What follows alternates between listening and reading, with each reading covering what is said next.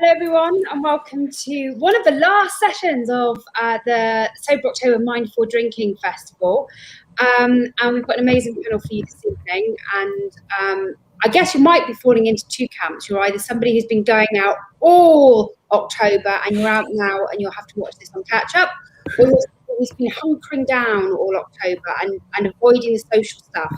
And I guess this session is a bit for you. This is all about how to go out again, particularly if you have been not going out over October, or if you've actually, because of COVID, you've not done much socialising and you need to go out in the world again with your new mindful drinking identity. So we've got some great guests for you today. We've got Marcus Barnes, who some of you may remember from the festival last year and has written some great articles for us, in fact, this time last year, about the changing of his drinking habits.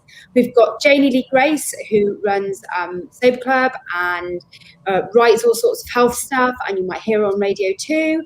We've got Robyn from Square Root Soda, who I have just finished a bottle of the blackcurrant Square Root Soda, which is one of my favourites, and David Burgess from Fugitive Motel, which is what I call a hybrid venue, but you might not call it yourself that, David. But you've got one of the biggest lines of alcohol-free products in your bar, which means it's great for a night out. So that's cool. So welcome, everybody.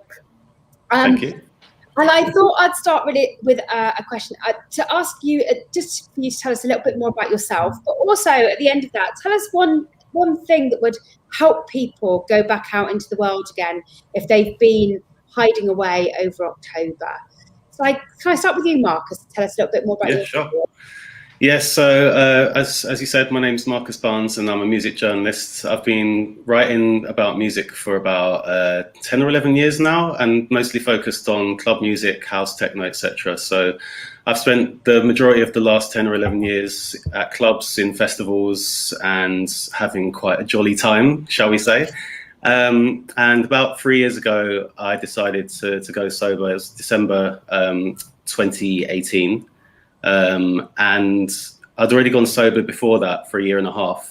And I really, I spent most of the time in the lead up to that first time just not really enjoying drinking anymore and just feeling like it was something that I wanted to cut out of my life.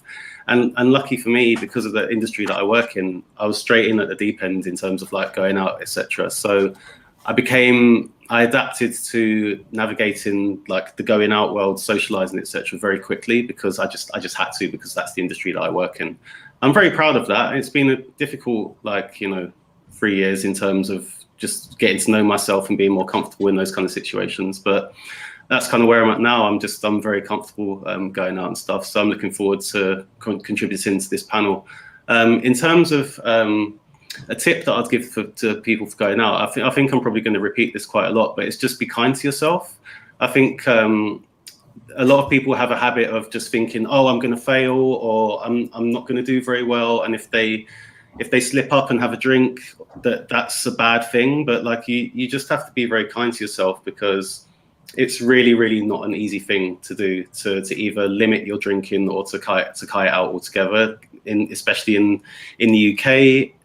In this day and age, whether you're young, old, whatever, it's just a really difficult thing. So I think you just have to be kind to yourself at every step of the way, because I think it's one of the only ways to get yourself to a point where you feel comfortable doing it. Cool. So Robyn, how about you? I mean, you've got an alcohol-free drink that you make, so that's not the issue for you, is it?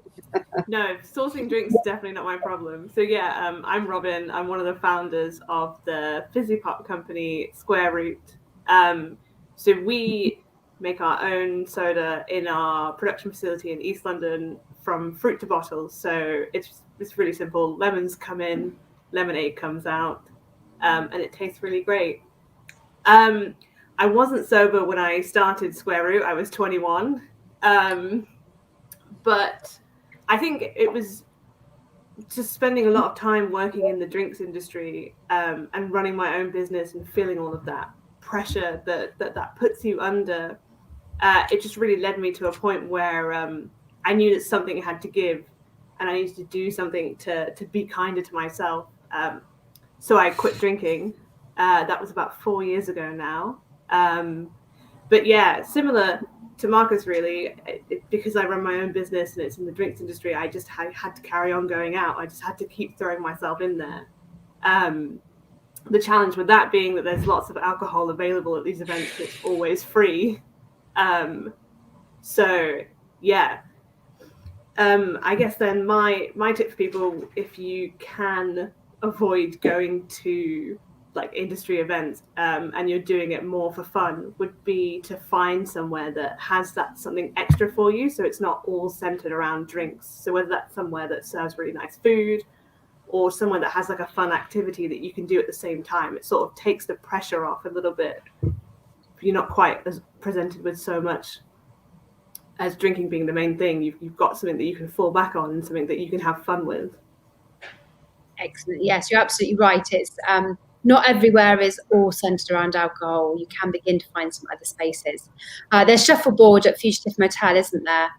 There is. Thanks for that lovely intro, Laura. So my name's David. I'm the co-founder of Fugitive Motel. We set Fugitive Motel up in Bethnal Green, East London, in June 2019, and a key cornerstone of what we wanted to achieve with the business was integrating low and no alcohol into our product range, and actually more than that, being it feeds up into our brand name, being disruptive with the drinks industry at that time in 2019. We have a real wide range of low and no alcohol, and we're really passionate about making sure that if someone's in our place, that there's no differentiation between whether you're deciding to drink an alcoholic drink, or you're deciding to moderate that night, or you're completely abstaining. So that's one of the key things that we do as a business.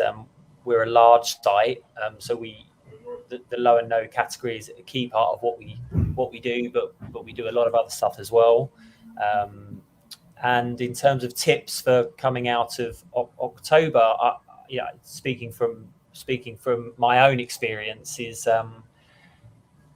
I would find myself before Fugitive Motel opened, kind of meeting friends and meeting my male friends and going down the pub on a Friday night or whatever, and not wanting to sort of wake up on a Saturday morning having had how many pints. So I would be that person kind of researching a good pub to meet, a good pub or bar to meet, where I would know that they would have some good low and no options, and maybe that would be an alcohol-free beer on draft. So you can kind of feel like you're not being differentiated because you're also stood there with a pint, but just on that particular evening, or even potentially just that particular round, you're deciding to not have an alcoholic drink.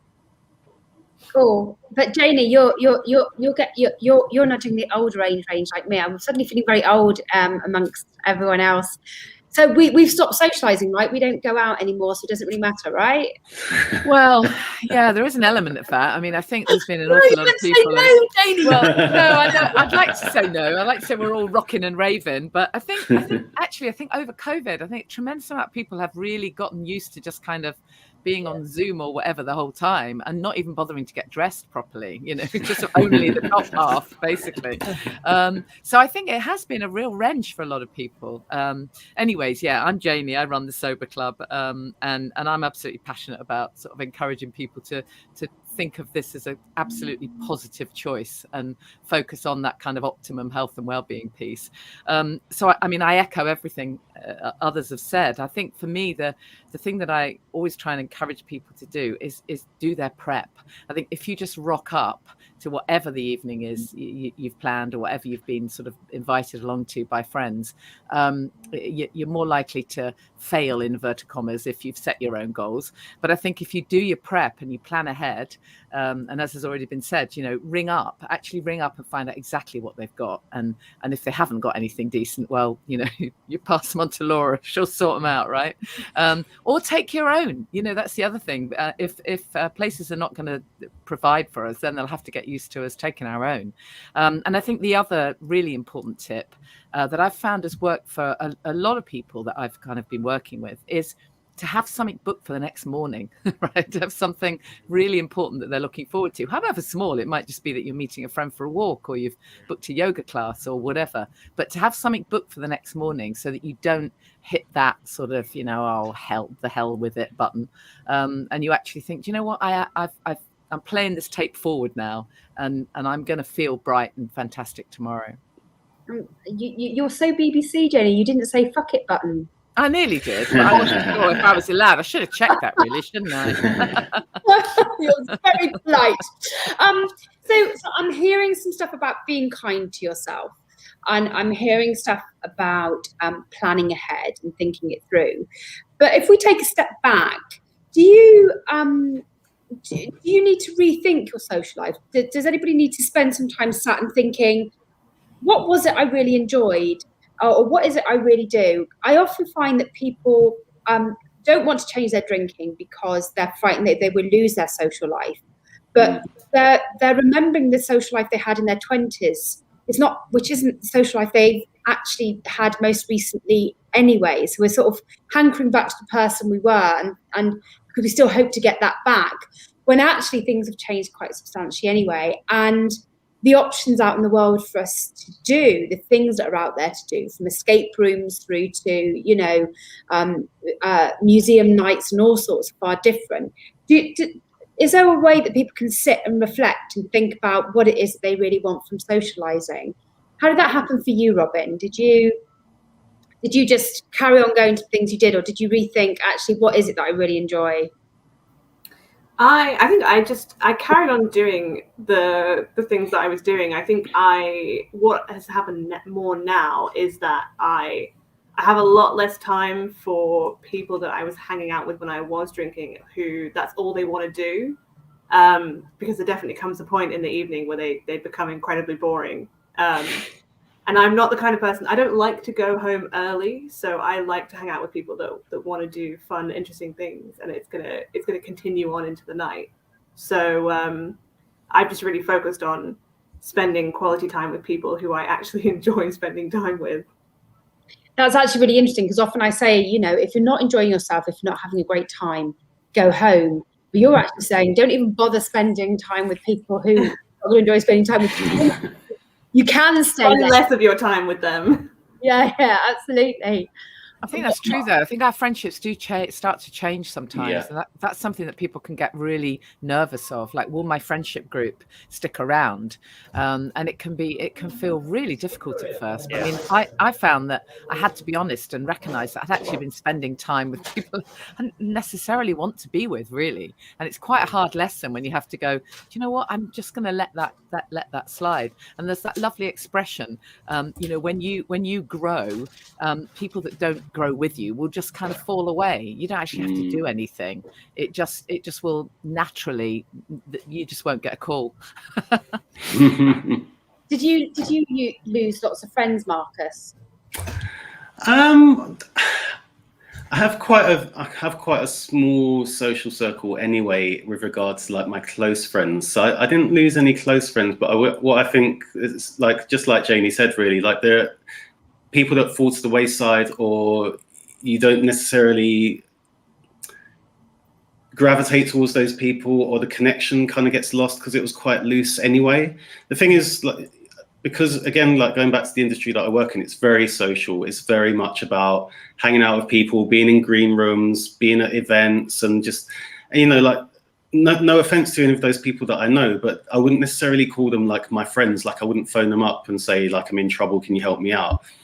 So you do. I think if the connection's loose anyway, I think you just lose it anyway, because a lot of those relationships were based around like substances, like alcohol or whatever else. So when that's sort of taken out of the equation, you just don't really see those people very much anymore, because they're just doing what they're doing and you're doing what you're doing. And is that a great loss? I don't really think so. I value my close friends, and if my abstinence affected my relationship with them, then I'd feel quite bad. but they're my good friends. They're accepting of pretty much anything that I do, you know, and it hasn't affected our relationships at all. We go out, stay out until like whatever time in the morning, and you know, we still do that. They're pissed out of their faces. I'm sober, but I'm giddy with them. And I think this is something that people don't really realize it is actually possible when you're sober, is that you vibe off people to the point where you actually become quite giddy and drunk on their, I don't know, just the sort of yeah. But you know, like it's a thing that I never really considered until it happened. And then, you know, like one of my best examples is that I went on a stag do, and I was like the designated best man because the best man couldn't make it, and we went to Ibiza. And I was partying until like 10, 11 in the morning, like every single day. And like people were coming up to me, like asking me what I was on. And I was like, I'm not on anything, I'm sober. But, you know, it's that thing of you get energy from the music, you get energy from your friends, and you don't need to have anything else externally, because it actually generates something inside you that you can just really vibe off, man. And I think that's really important because, you know, we fear loss. You know, when you're changing your drinking, you're already focused on a loss, even though, you know, all of us that have been there and done that will say that it's not a loss ultimately. And then that fear that you will lose friends and not being able to distinguish between the types of friends that you have is actually quite difficult. You need to be able to sit down and reflect and say, well, okay, if I'm not drinking now, these are the buddies that I think will accept me most. These are my close friends. I need to invest in those relationships so they know that I'm still here, even if things have changed. And maybe you need to become the person who organises some of the things that you do. Are you a big organiser, David? Did you take the lead in that, or? Yeah, I think probably before opening a business, I was. And now I'm an organiser in a different way, probably because and an age. I think it's an age thing as well. But no, I was, as I said at the beginning of the. You know, this conference that I absolutely did that. I cherished meeting. You know, I keep a small group of friends as well, and I would cherish meeting that friend that I'd done for however many years on a Friday night after work, and I'd research a great new London pub. You know, like. You know, you might do if you were looking for an alcoholic drink, but I would just research. I quite enjoyed the search process of like, well, where can I find a great alcohol-free beer on tap? So, yeah, I think that planning ahead is absolutely important. And as Janey said, I hadn't. Funnily enough, what she said, I smiled to myself because I do it to myself. But I hadn't thought that until I heard it said, I didn't do it. I do the same thing on a Saturday morning. I book something in to make sure that I moderate and make sure that I don't just allow the evening to get kind of out of hand as it can do with running a place that like I run. Yeah. And I mean, it's interesting. Millie, I did an interview with at the start of the month, and she talked about the fact that she started to organise all sorts of things from whitewater rafting and stuff like that. And when her friends talk about the times that they've had together, no one talks about the nights in the bars that they all had. They all talk about when Millie took the whitewater rafting. And so sometimes you need to mould your friends, I guess, into them. To thinking a bit outside the box as well. Is it hard to influence friends? Has any of you managed to influence friends?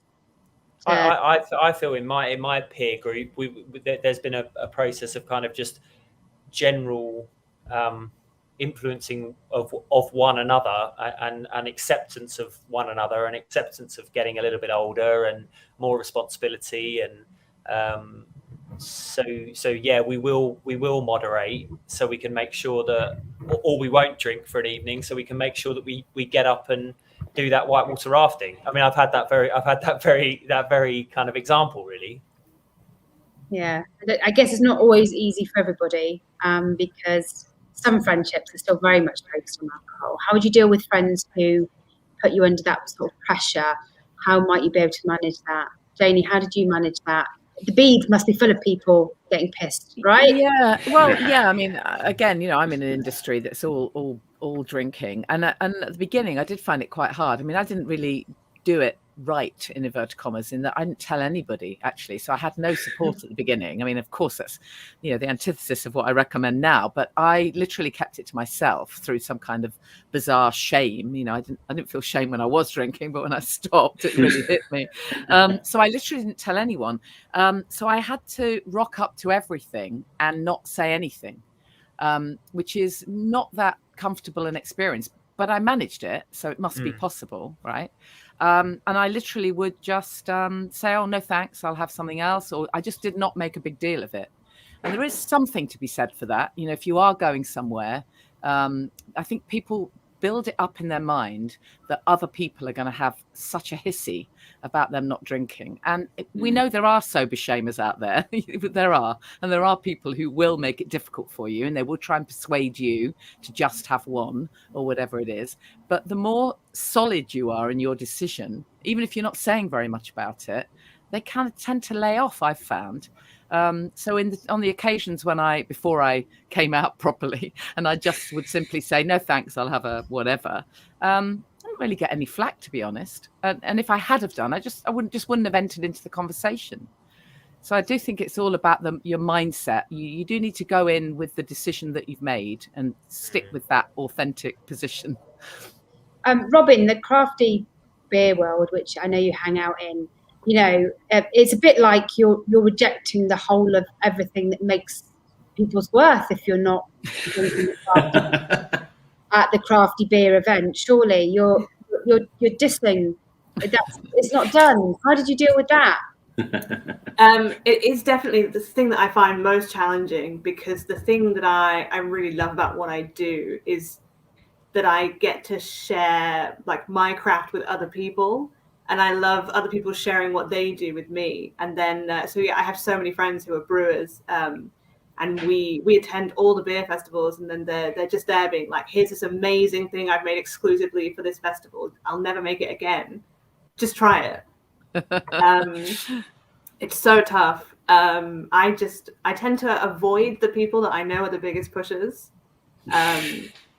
And I've just had some really frank conversations with the people that I know a bit better in the industry. And I always try and walk around with a drink in my hand.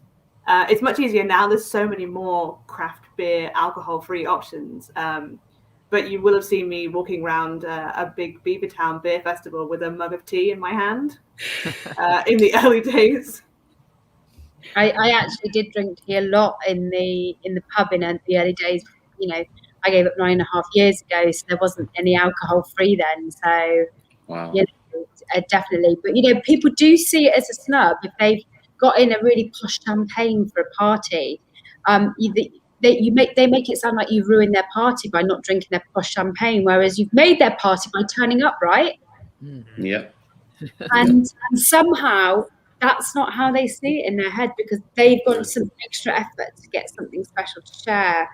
And I did have one member of the Sober Club last week. This was a brilliant story, and she actually went along with her husband to a wine harvesting day because he really wanted to go to this winery in Norfolk. I mean, that takes some dedication, right? So she was actually picking grapes, and but she just kind of reframed it in her mind and said, well, I'm going to have a lovely day in nature, and then I'll enjoy the food. And she took her own kombucha with her. So she literally just reframed it, because she'd made the decision to go. And actually she found it quite fascinating learning about the fermenting process, because she makes kombucha. But it shows it's possible. It is. And they should have had a good verjuice for her, actually. Had this conversation with wineries. In terms of, we've talked about, friendships. We've talked about planning where you go. The other is about that bravery of just stepping out for the first time. Do you, Marcus, how did it feel the first time you decided to go to a gig and you knew there was going to be booze there? And what was it about that night that surprised you? When you got home at the end, how did it feel? And is there things that surprised you about it? So in the lead up to going sober the first time, I'd been doing sober Novembers, and because in my industry that felt like the only time of the year where I could actually like take some time off, because every other month of the year there was always stuff going on. And I guess like sort of in the lead up to silly season December, I felt like it was a good way to just have a little detox before like totally retoxing for December. I'll be honest with you, I can't remember any specifics, but I've got a sort of vague memory of going to, I think it was my first sober November. I went to some kind of party or other that was going on at the O2, some kind of like industry type thing, or there was like a gig or a concert where I ended up at the industry like after show thing. And I remember really struggling actually, and it wasn't necessarily because my issue with alcohol was that it was a social crutch for me, because I had social anxiety, and I always just needed a drink to take the edge off. And I remember that night specifically, I just felt anxious like for most of the night, and I felt like I had to sort of stick to a few people that I knew quite well, rather than like being in the mix and meeting new people. I found it really hard, but actually getting through it and then waking up the next day and thinking, oh, actually, I did do it, even though I had my like safety net of these people that I'm familiar with. At least I did it, and also that the people that I was around were very accepting of, you know, I mean, it was almost like a novelty thing to be saying I'm doing sober November at the time, but they were accepting. No one tried to push me into having a drink or anything like that. And it was a very, very small seed that was planted that made me realize, okay, it is possible, because up until that point, there was no way I was going to any kind of event like that, where maybe I knew a handful of people, but not that well, without going straight to the bar and like getting a drink to take the edge off. There was just no way. So it was I guess it was like a big lesson when I think about it now, but at the time I was like, I don't know if I'm going to be able to do this anymore. How am I going to get through the rest of November? I think it's interesting that it's possible to plan your first event out and make sure that there are friends with you that are supportive, and you're not completely alone, and that because you know, standing somewhere on your own at an event is quite difficult, even if you're a gobby extrovert like me, right? So it does help to have friends there. What about you, Janey? How was? What do you remember the first time you went out? And yeah, I mean, as I say, I think the first few times were when I was not telling anyone, so I was literally in almost hiding mode, really. I can't say I enjoyed it very much, but the first time I went out, once I'd I was out about it, was actually brilliant. I felt really quite confident, and I was with a friend who was drinking, but she knew that I wasn't, and that was the end of it, so we didn't need any more discussion. And actually I had a fantastic time. The only thing that I do remember is that I did get bored more quickly, because when people get drunk, they're really boring, when they've had a few. And so I now, even now, I'm always really careful to make sure I've planned to leave earlier, or I give people a heads up that I'll probably leave earlier, because I usually can't be bothered when they start repeating themselves. I'm interested in this idea, Janey, that the first few times you went out and you hadn't told anybody that you were drinking, you didn't really enjoy it. No, I didn't. But that's not because of the booze. It's purely because of my mindset was one of absolute, at that point, as I said, I didn't do anything right. So my early weeks were very much still focusing on what I was, in inverted commas, giving up. I hadn't made the switch. I hadn't reframed it yet.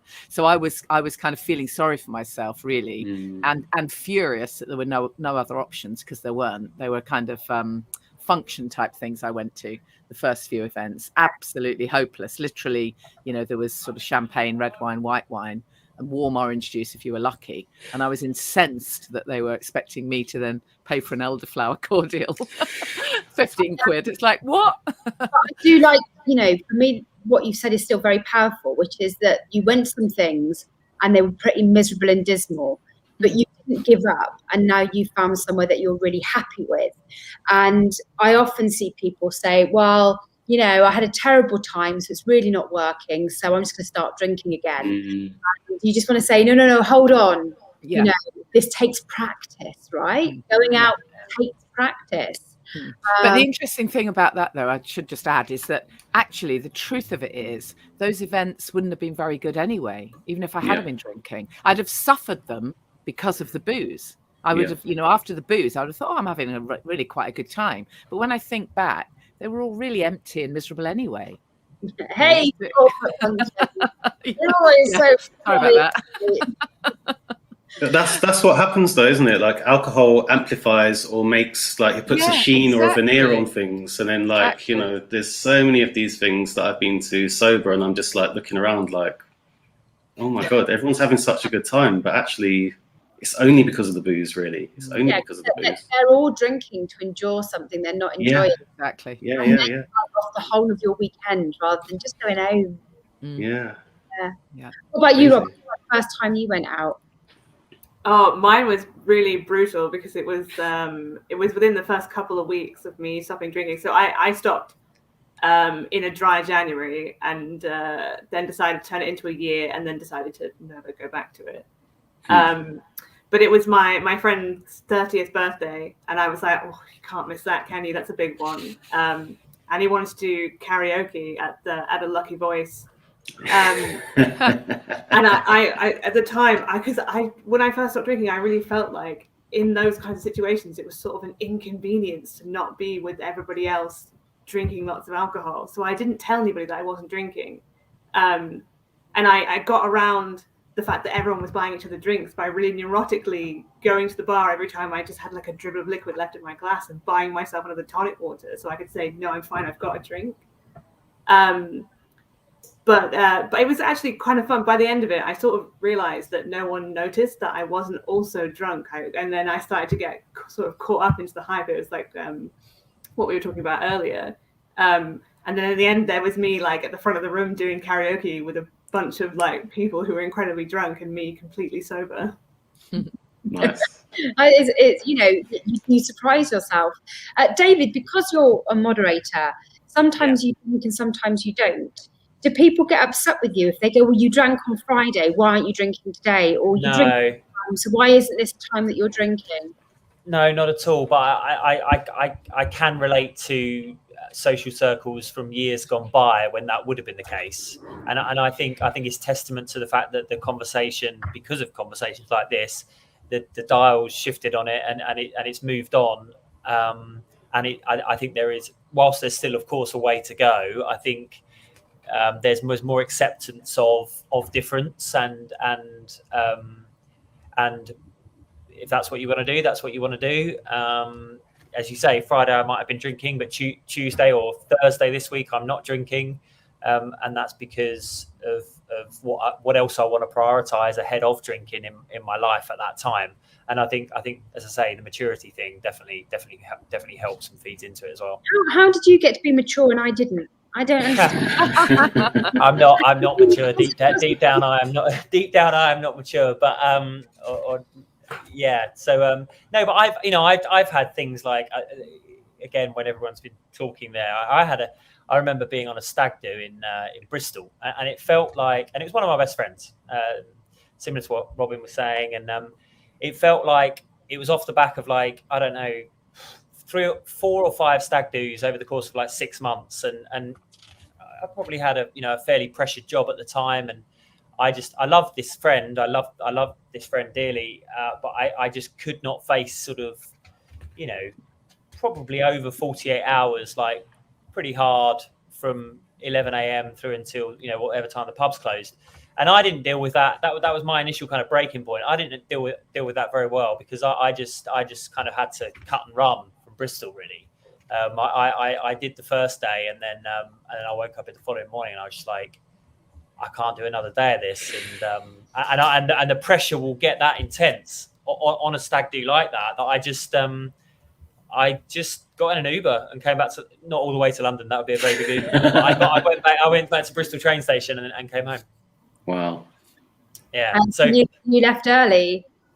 I did, and you know, I'm still that friend is still a very, very dear friend, and now we joke about that, you know, that occasion where I just that's what I had to do at that time, and I think people, of course it depends on the social circle. I totally understand that, but I think whether that's my Bristol example or Janey's sort of event example or whatever it might be, like the more these sort of things happen, like the more it flags up that no, it's not okay to be railroaded into something that you're not comfortable with doing, just because the societal norm up until now has been as such, you know. It is difficult, but I think people need to know that they're in good company. We're all here. You can come and have a moan afterwards, and we will understand. Absolutely. David, how do people get what they want from the bar? Because people are one thing I realised early on in Club Soda was that we're a nation that have probably been to the bar more than any other country. Yet we still have bar panic. And if you're not drinking, your bar panic is also tinged with the, oh my God, it's going to be something shit to drink. The bar staff are going to take the piss out of me, and my friends might notice because I've been doing what Robyn's done and been, you know, getting tonics without any gin in from behind the bar. Blah, blah, blah. I mean, it's terrible. How can people go to the bar and make sure they come away with what they want? It's a great question. I think there's a number of elements to the answer. The first one, I guess, from the operator side is making sure that as part of our training and recruitment, that the category of low and no alcohol gets the attention that it deserves. And then therefore, when someone is coming up to the bar, they are speaking to someone who's informed about the options that are available. I think this is a very obvious answer, but I think again, on the operator side, signage and making it clear that those options are available is very important. But if those things aren't there, David, what do you do as a customer? What would you expect your customer to be able to say? So what would I say that again, Laura? So what would I expect our customer to do? As a customer, what do you know, how can the customer get what they want from your bar staff? Do they just ask? Is that it? Yeah, they ask, but equally, when I say signage, I mean, you know, if someone's looking to purchase a glass of wine or a beer, whether that's got alcohol, whether that's of alcoholic content, in my opinion, it's still the same. There's still the same thought process. I want to see a menu. You know, and our customers want to see a menu, and whether that's via a QR code or a physical, you know, paper menu, and so it's just making sure that it's clear on the menu of what's available, and that to me, it's common sense, just common sense. Yeah, well, I went to a craft beer place a few weeks ago, and I looked at their craft beer menu. There's no alcohol-free beer, so I asked. And they actually had two in, and he talked very passionately about both of them. I said, well, why isn't it on the menu? Because there are two people sat near me who are both drinking Coke. But you have two great beers on the menu. But of course, the people drinking the Coke looked at the menu and decided there wasn't anything. So it's really sad, but you actually need to ask as a customer. You need to do that. Marcus, music venues are really tough, aren't they? Because it's really interesting because you talked about the O2 earlier, and I went to the Erasure at the O2 the other week. Oh, nice! And I spent the support act writing a complaint letter about the fact that not only was there no alcohol free anywhere, there's signs saying drink responsibly, yet they had no alcohol free. They also had this great display of the riders that different musicians have for. Alcohol is one of the riders that musicians have for. So there's this real contradictory set of celebrating it in one place, but not offering anything in the other. How do music venues do? Because actually, lots of musicians don't drink. Yeah, I found it quite difficult in a way because, well, I have to say I don't drink alcohol-free anything. I'm just literally like nothing, not even a substitute. I just don't. But I've definitely noticed like friends who are sober have struggled to get alcohol-free options in a lot of music venues because they just have the bog standard bar offerings, you know, soft drinks, blah blah blah, beers, spirits, and that seems to be the limit. And you'd expect some of these better known venues that are huge, that have really big capacity, like at least a percentage of your crowd is going to be either moderate drinkers or sober and there's just nothing for them. It's just I know when you're in it, the change. Sorry to jump in, but I know when you're in it, the change takes longer than you or I think it should take. But it will change. It will change. You know, cinemas, for example.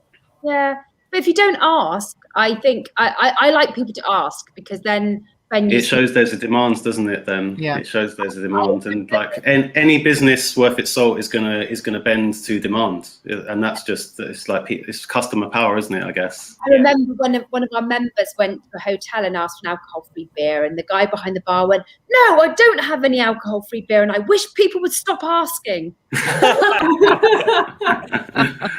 At least you know where you stand, though. People are asking, how about you get some? Wow. What about you, Janey? How do you get what you want from bar staff? What are the tips that people can have to ask? Yeah, I mean, I as I say, I do tend to ring ahead if I can. But if not, I'll ask what they've got. I mean, in my experience, lots of places do have alcohol-free beers. I don't drink beers usually, so that's not for me, but I'll ask what else they have. And I have come across a few pub type places, or, you know, pubs that do meals anyway, that have the mindful drinking menu now, which looks super cool. But on at least 3 occasions when I've tried to order one of their, you know, mocktails, they say, "Oh, I'm sorry, we don't have that." That's happened to me at least 3 occasions in different pubs. So it's like, please don't put it on the menu if you're not actually going to stock it. So that really does frustrate me. I do have some sympathy at the moment. There must be all sorts of supply issues at the moment. Well, that's true, but I mean, I'm talking about ages ago rather than right now. And that's. I mean, just from an operator side of things, anything in this business, in my opinion, anything in this business where there isn't consistent volume on it can fall down. And that's such a good example, and that's someone, you know, we'd love to have 6 or 7 alcohol-free cocktails, but we have 3, but we know that those 3 are always available as per the menu. Well, that's great. Yeah. Robyn, what do you do when you go into those camera real ale pubs? God, I don't have my credit bar. and want something that isn't the cask ale. I mean, usually it's a Coke or a Diet Coke, isn't it? It's part of the reason why I started Square Root, is because I was working in one of these Camry type pubs that was like, I think it had about 30 different beers on tap and 100 different beers in a fridge. But if you walked in and asked for a soft drink, it was Coke or Diet Coke. I mean, yeah, you have to ask, but you have to also ask knowing that in that situation, they're going to probably say they don't have anything. And they're going to probably look at you really weirdly. And my comeback is to always just give them one of my business cards and say, "Don't worry, I can help you with that."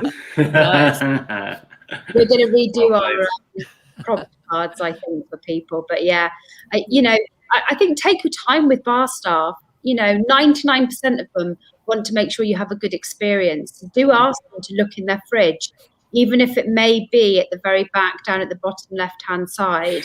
There will be something, even if it's, often I'll have an elderflower tonic or something like that. There will be, or some tonic with some Angostura bitters in, or something like that. So do take your time. They're there to make sure you have something lovely. Absolutely, and this is an old cliche, but it's true, isn't it? The customer is king, and if there isn't a customer stood in front of the bar, then that bar might not exist. So it's absolutely it's being confident. I think that's a very British thing, don't you think? It's standing at, as you said earlier, Laura, standing at the front of a bar and getting nervous about, I'm going to be wasting their time. Like, you would not get that in the States, man. Not at all. The tip. So let me just end. Marcus, you talk about not drinking alcohol-free alternatives, and I think it's really sometimes because there's so many new products on the market, we get focused on alcohol-free products, but at the end of the day, they are all just drinks. And if we're not drinking alcohol, we are all just drinking drinks that aren't alcohol. So what's your favourite tipple? What's your favourite drink? So it took me a while, it's been nearly 3 years. I'd say after about 1.5 years was when I finally settled on my go-to, which is soda and lime. And generally I try and avoid,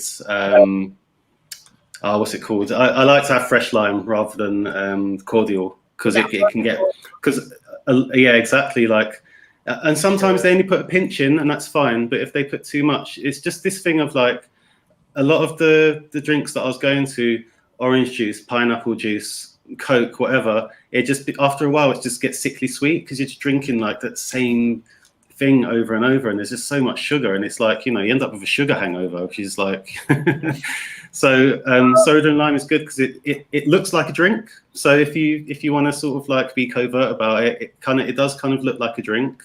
And it's just got enough of a flavor to it, and it's just fresh. Like every time you have it, it's fresh, keeps your mouth feeling nice and hydrated as well. And for me, it's perfect. Like I can literally have like 5, 6, 7 of them through the night, and it's absolutely on point, as long as the balance of lime is correct. It's interesting you talk about that, because the cordials you get in most pubs have been designed to go into a lager. And in fact, most pubs are given that for free by wholesalers in order to help with lager sales. Find for you as a customer who wants lager and wants a lime and soda. Yet lime and soda is still one of the most popular drinks in a pub, because even drinkers go in and drink that before they start something else. So for me, that's fascinating. Cordials, it can sit ambient on the shelf. They don't take up fridge space, so that you could actually have a pub with really nice cordials, so anyone could have a long something with soda, and then it frees up fridge space for really gorgeous sodas like Square Root, because some sodas but some sodas that are in the fridge, like Bottle Green, that's just a lime and soda already bottled in a bottle, incredibly environmentally unsound, and they could just have got you some Bottle Green from a cordial thing and top that up. And so we want to make room in the fridge for the beautiful things, and cordials can give it a whole range of other things, and cordials aren't designed just to go in the top of a lager, or black, they need you on the advisory board for like the UK pub industry or whatever it's called. You can sort them right out. Robyn will tell you that I'm doing a lot of this, so very passionate about how cordials make things better for everybody, including all the good beers and sodas and stuff. So Robyn, you do something with lime. You do, don't you? We don't have a regular flavor with lime. Our lemonade is the biggest seller. But yeah, I completely agree with like not having too many sugary drinks in the night, because it can almost be like the same effect of having lots of alcoholic drinks. You wake up the next day and you feel crap.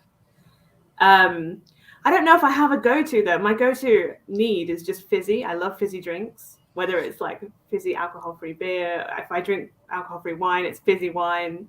But I agree, if all else fails, a lime and soda. But I also agree it has to be fresh lime. Is a great fallback. Cool. What about you, Janey? Yeah, I like my fizz. I think the biggest change for me has been that when I was drinking, I used to drink white wine, and that was it, right? So, I might go out and my husband would say, "Oh, I think I'll have a cocktail." And I bet, don't be ridiculous. Just give me a glass of wine. It was just such an addiction for just that drink. And it was because you could justify them buying a bottle, Janey. That's what. Yeah, so that I could drink most of it. That's probably right. Yeah, but it's just been so amazing that since I've stopped drinking, alcohol, I now realize that there are other drinks. How amazing is that? And so it's actually been really exciting for me, kind of, trying all these new drinks that I never would have thought of before. So I actually do genuinely like to mix it up. So I love kombucha now, all different types, and I love kind of pretty much anything with fizz in. And I love alcohol-free fizzers and some wines and some mocktails if they're not too sweet. I don't like anything too sweet. So I actually do mix it up, and that's a revelation, really. Cool. And what about you, David? I mean, you've got this whole bar to pick from. What do you pick on the evenings when you're working hard and you want something nice from behind the bar? I am quite a beer drinker, so I do really enjoy alcohol-free beers. And if I'm maybe out socially, I will I'll substitute in, say if there's a round that I'm in, I'll have a pint of alcohol-free beer, 2 or 3 throughout the course of an evening. So yeah, I'd say, and it's a real. The brands are so, Square Root, and the brands are so progressive. Like this is changing month on month. There's really, really exciting products that are coming out month on month that are getting better and better and more interesting. And so I think it's a really exciting. It is a really exciting time for the low and no category, for sure. It is. There was nothing when I gave up drinking. I spent lots of time, getting tonic cordials from all over the world and going mad with the Soda Stream. And I love my Soda Stream. Can I just thank you all for your time? Thank you for your time on a Saturday evening. And it's Friday, isn't it? Yeah, I know. You're keen to put your clock back. No, well, honestly, so yeah. Let's not talk about shall we? Thank you all on Friday evening. Thank you all for your advice. It's been completely amazing. And this has been a great month, and this has been a wonderful way to end it. So thank you all very much. Thanks, Laura. Thank you.